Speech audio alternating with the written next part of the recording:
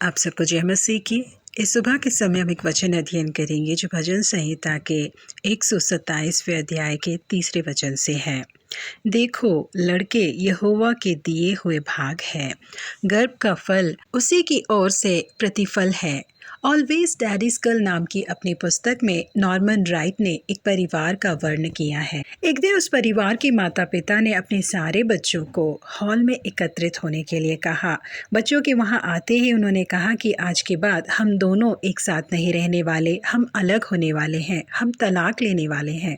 भले ही उस समय बच्चों को इसके बारे में कुछ समझ नहीं आ रहा था, परंतु कुछ ही दिनों में बच्चों को समझ आने लगा कि तलाक का मतलब क्या होता है। उन बच्चों में से एक बच्ची अपने पिता से बेहद ज़्यादा प्यार करती थी। उसे जब कभी भी अपने पिता की याद आती थी तो वो जाकर मेज़ के नीचे छुपकर रोया करती थी। उसके पिता भले ही उस घर से अपना सारा सामान ले जा चुके थे, परंतु उसके पिता की एक मैली कमीज़ उस घर में रह गई थी। वो उस कमीज़ को अपने सीने से लगाकर अपने पिता को याद किया करती थी। शुरुआत में तो उनके पिता अक्सर आकर बच्चों से मिला करते थे, परंतु धीरे धीरे उन्होंने आना कम कर दिया और बाद के दिनों में तो उन्होंने बिल्कुल ही आना बंद कर दिया। वो बच्ची सोचती रही कि आखिरकार मेरे पिता कहाँ गायब हो गए। वो बच्ची सोचने लगी कि क्या मेरे पिता मुझे याद भी करते होंगे। उसके अंदर जो सवाल उठ रहे थे उसके ना ही कोई जवाब थे और ना ही कोई सीमा। बच्चे छोटे हो या बड़े हो या किसी भी उम्र के हो, एक पिता के साथ एक बच्चे का रिश्ता बेहद खास होता है।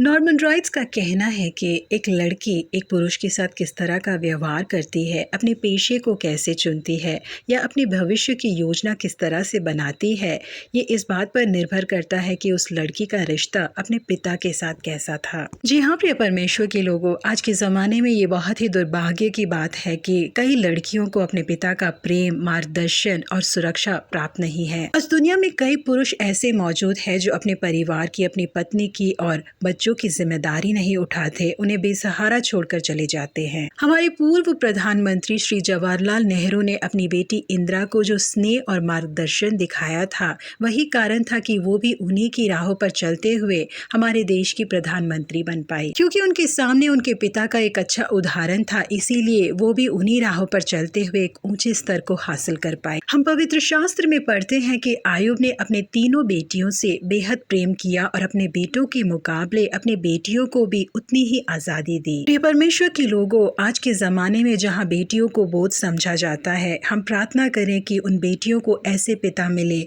जो उनका मार्गदर्शन करे, उनसे प्रेम करे और उनकी सुरक्षा करे। हम प्रार्थना करें कि हमारे देश की हर एक बेटियों को ये सौभाग्य प्राप्त हो। प्रभु आप सबों को आशीषित करे। Have a blessed day.